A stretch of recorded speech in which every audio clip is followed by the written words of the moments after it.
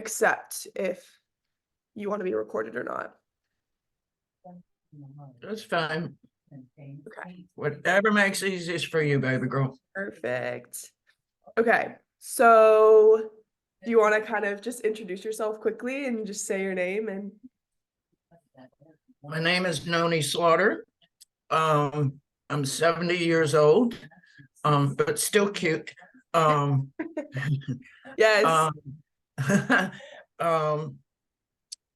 I also have several mental illnesses,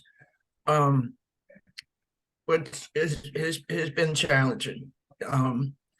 Uh, but I do the best I can every day. It's one day at a time. Yes, You know? ma'am. And I went from, before I was diagnosed with all these illnesses, I went from making about $75,000 a year. Now my sole income is Social Security, which is about $20,000 a year. So that in itself has been a challenge. So I think money makes you happy. Not really. The thing that makes, I think, anybody really happy is security. Yeah. Not just financial security, but overall security. Yeah. So that's Yeah. me. Well, thank you for sharing that. That's a great way to start. Um, I like that little kind of synopsis you gave me already on kind of your financial history and kind of how your mental health plays into that a bit. My first official question is, how would you personally define happiness? Like not necessarily what makes you happy, but like what would you say happiness is to you? Security. Security. Can you expound on, I know you said previously not just financial security, but do you mean security in what other sense? In your home life or in your relationships? Security as in the sense of um, being able to take care of your basic needs. Security as in, and your mom is one of them, having wonderful, wonderful friends who helped me on this mental health journey. Security as in, I'm not able to do a lot of things on my own. I am also agoraphobic, so it's virtually impossible for me to leave the house without help. Um, and a lot of people take it for granted, that they come and go like I used to. They come and go and do as they please. They go to the store when they want to, et cetera, et cetera. My whole thing is trying to be secure in who I am and how I live my life. And it's like I say, a lot of people take it for granted, but mental illness can hit anybody. It's and people just take it for granted, that they're always going to be. I was 60 years old when I was diagnosed. So for all that 60 years, I was a typical type A personality. I was not only successful in my career, but I was very much an advocate and advocated for basic human rights for everyone. Even though I can't leave my house now, when there's a situation in the neighborhood, like they were going to buy, a developer was going to buy one of the horse farms in the neighborhood and build like 26 rental houses. And myself and a couple other women in the neighborhood contacted elected officials and all that other kind of stuff. And we fought and we won, Marissa. We kept them from rezoning the property. So even though I can't leave my house, that's always been my passion in life, is helping people who are less fortunate and righting wrongs and that type of thing. So I still, as long as I can work a computer, I'm still going to advocate. Yes. Would you say that I have two quick follow-up questions. Okay. Um, would you say that that kind of purpose and being an advocate for people that don't have a voice, such as, wildlife and animals, would you say that that brings you happiness? Yes, very much so. Very Very nice. much so. Being able, my grandmother was a wise old woman, and she once told me, she said, the only time you ever look down on somebody is when you're giving them a hand up.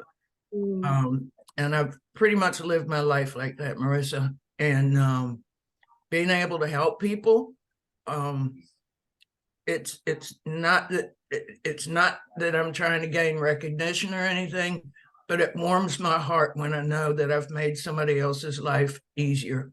mhm. I love that. What did you do when you in your career, which you're now not working anymore, but Um, what was your job? I was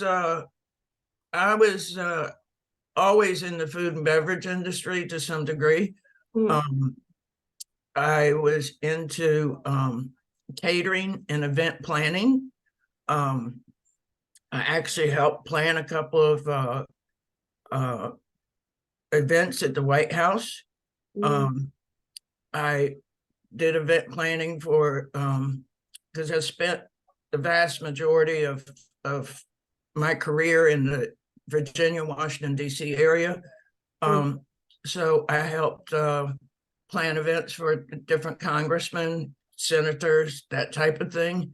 Um, and when I moved back to Florida, I was director of catering at University of South Florida for 10 years. mhm. Um, and there's something about taking an empty room, And one time, Marissa, um, I took an empty room. It was like a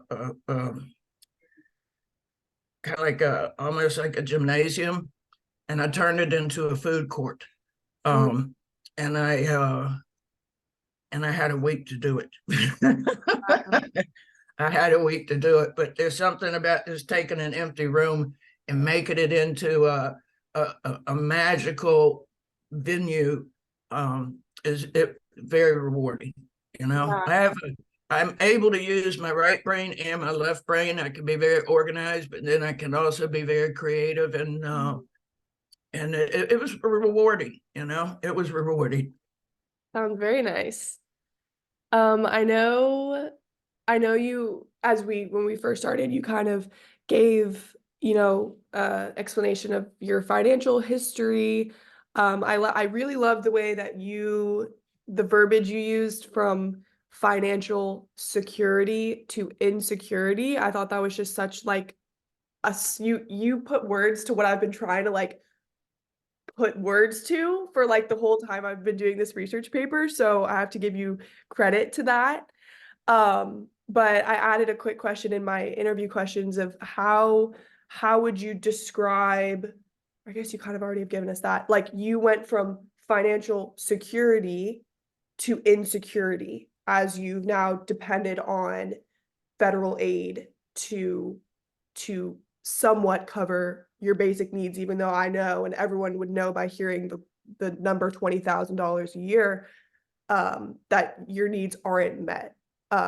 So how would you kind of describe the shift from security to insecurity and how it's affected your happiness? Independence, independence in a nutshell, independence. Um, I used to be able to do a lot of things that I can't do anymore. Mm, Um, I don't have the autonomy to uh, do the things that a lot of people take for granted. mm, Um, I've had to obviously change my lifestyle and how I do things. Um, uh, I have to obviously budget tremendously. Um, mhm, and I can't do a lot of the things that I used to do. Um, when I was working, Marissa, um, one of the things that we give gifts to other people all the time, but mm, it's very rare that we gift ourselves. So every year while I was working, I gave myself a trip to another part of the world. Mm, Um, to just learn. And when I went, other than Paris, when I went to other places, I visited and went where I looked at the country in the eyes of the people who live there. I wanted to get to know the country. I didn't want to just go to tourist places. I wanted to get to know the country. And it was very educational. It was very, very educational. And the Americans think that our way is the only way, and that's not true. You know, there's a lot of other cultures out there. So that in itself was extremely rewarding and educational. Um, Now I can't even get to the grocery store by myself, you mm, know. So it just when you can't do things that a lot of other people take for granted, it's very frustrating, you know. sure. Yeah. And so Yeah. uh, Thank you for sharing that. I how would you say that wealth or money is related to someone's long-term happiness? Is it just that they have the power to do what they want to do or don't want to do, or how would you say that those two things coincide? you know, when you go from having pretty much anything you want um, to not having all of that, Mm, the determination to me is money really doesn't make you happy. It can buy you a lot of things. mm, Um, but in my present situation, um, just having friends stop by to visit me because I spend so much time by myself. mm, Um, just having good friends come over and visit and have dinner with me and um, like Armando comes over on a regular basis and we have dinner and watch a movie and um, that makes me happy, you know. But we confuse. I think we confuse happiness um, with monetary things. We take a lot of there again. We take a lot of things for granted, um, and you can be happy in the simplest of situations. I Will money buy you things um, that's fun or you enjoy or something like that? Yes. Um, do I think it makes you happy? No, I don't. Um, mm. but it's we get so entitled um that we don't stop, as the old saying goes, we don't stop and smell the roses, Mm, you know. Last week, your mom was going to help me. Last week, there was a little turtle. How it got in my backyard, I'll never know, but the turtle got stuck in my fence. mm, Um, and I was out there and being able to rescue that little turtle and let him go and get him out of the fence. Simple things like that make me happy. mm. I love that. Thank you for sharing that.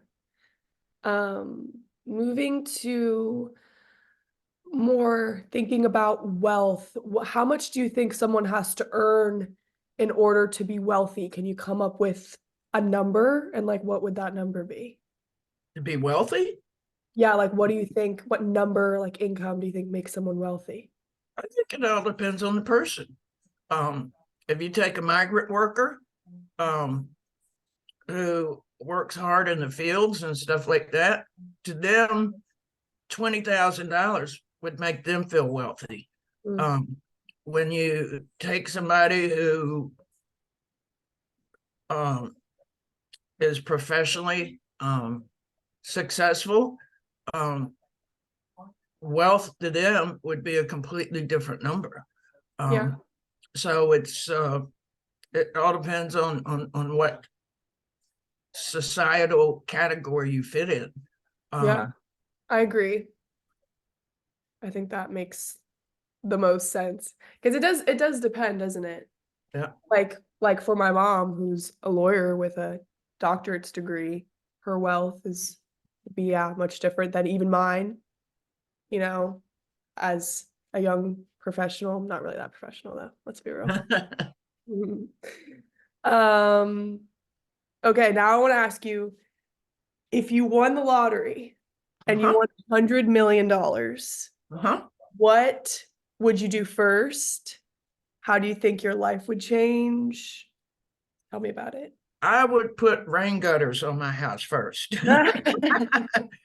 Um, I don't know if you know, but when I was diagnosed with all of this stuff, I had designed and built a beautiful home on the water. Mm, Um, and once I was diagnosed with all these illnesses, it was more house than what I could keep up with, mm, um, both physically and financially. mm, Um, and a little house in my same neighborhood, because I had such a wonderful support system in the neighborhood. A little house came up for sale, and Armando's horse pasture is right out my window. mm, You know, um, there's 5 acres of a pasture behind me with a pond and a fountain. mm, Um, there's 5 acres of the most beautiful woods you've ever seen to the southwest of my property. mm. Um, forget what was the question again, Marissa. About if you won the lottery, what would you do first? Oh, And you'd put rain um, in your house. so Your when house. when I found this little house, it's a little 2 bedroom, 2 bathroom house, Mm, and I bought it immediately. I love the surroundings so much. I bought it immediately. mm, Would I want to do some improvements to this house? Yes. Would I need a bigger house? No. I'm happy in this little house. I'm very happy. Um, but after doing some work on my house and fixing certain things around the house, I would give the money away. Um, there's so many people. I'm fortunate in that I have health insurance, mm, so I can treat my mental illnesses. Um, the vast majority of homeless people are homeless because they have mental health issues. I would like to get help for those people and mm. help them get the health care that they need, get them back on their feet. Um, would I donate money to things like Disability Florida? Absolutely. Mm, Um, would I donate money to uh, other things? Yes. I mean, I would give it away to people who needed help. mm, Um, it's I mean, there's no reason that I wouldn't even want to try to spend that kind of money. mm, Um, but I would like to use it to help other people who need help. mm. Um, and like single mothers and things like that, to women who have been abused, domestic abuse. I would give it away, you Yeah, know. I love that. Um, what benefits related to happiness do you think a wealthy person has? If you can picture someone that maybe, or you can think of that you would think that they're wealthy, how would you think they would describe their happiness?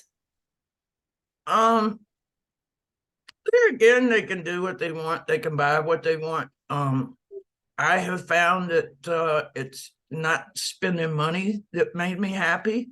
Mm, Um, it was your self-worth.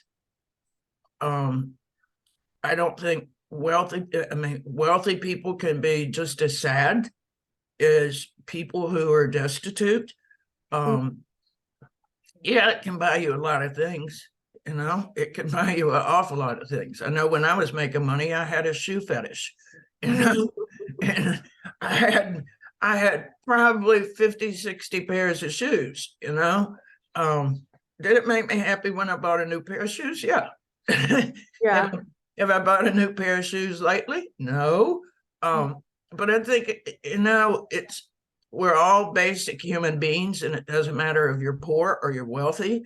You still have life challenges, and those life challenges, money can't help those challenges.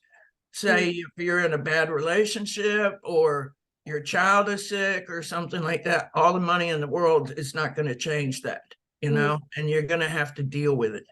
Um, so regardless of how wealthy you are, we all still have everyday problems, and money can't buy you out of those types of problems. Well, that was all really great. I loved your answers.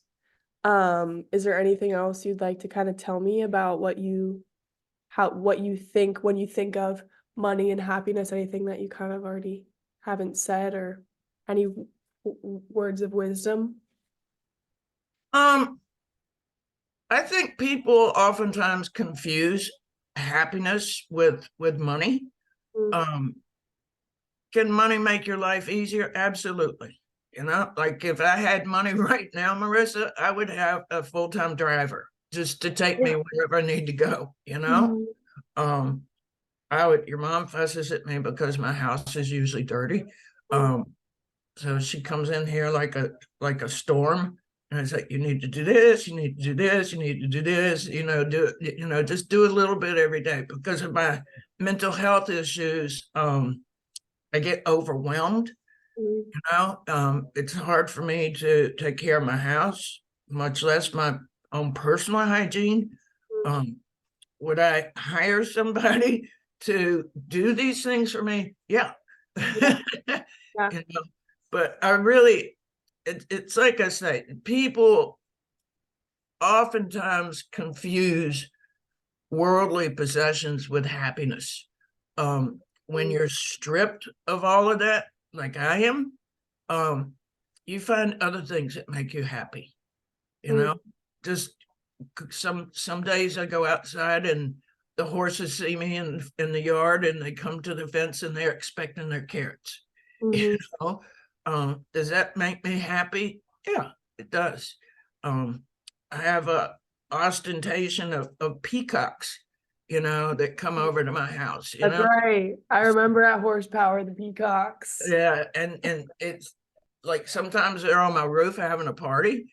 Mhm. Sometimes when I go outside, they see me outside, and the peacocks come. I'll have to send you a video. The Yeah. peacocks come running over to my house, because I keep bird seed for the peacocks. Um, Mhm. does it make me happy when I've got 20 peacocks surrounding me looking for their food? Yes, that makes me happy. And sometimes people get so busy in their lives that they don't stop to see the beauty of what is surrounding them. Mm, All they see is their worldly possessions, their nice house, their nice furniture, their nice car. Do they stop and do simple little things? Typically not. And I think sometimes we become so busy in our lives that we forget the little things that are so absolutely beautiful. Um, so in my life, the horses, the peacocks, those types of things, even though I'm mentally ill and even though I'm an old bat, um, I still want to keep still want to continue learning. Um, I sit out on my back porch and listen to the fountain every morning. mm, Um, I have a subscription to New York Times, Washington Post, Huntington Post, Tampa Bay Times, and I sit out on my back porch for a couple hours and I read. mm, And I like to know what's going on in the world. I like to know what's going on with global warming. I like to know all of these things. So to sit out on my back porch, obviously I have the time, but just reading and continuing to learn mm, is something that's very, very important to me. mm, Um, and a lot of people, regardless of how much money they are, they're really kind of ignorant. They don't know what's going on. Um, mhm, a lot of people, they want to scream about politics all the time. A lot of people don't even know what the Constitution says. mm, So for me to continue to learn, um, it's like I'm a sponge. I can't learn enough. And it's like I said, no matter how old I am, or my mental illnesses, I always want to continue to learn. And a lot of people don't take, they're so busy out there spending money and doing what they do that they don't stop to continue to educate themselves.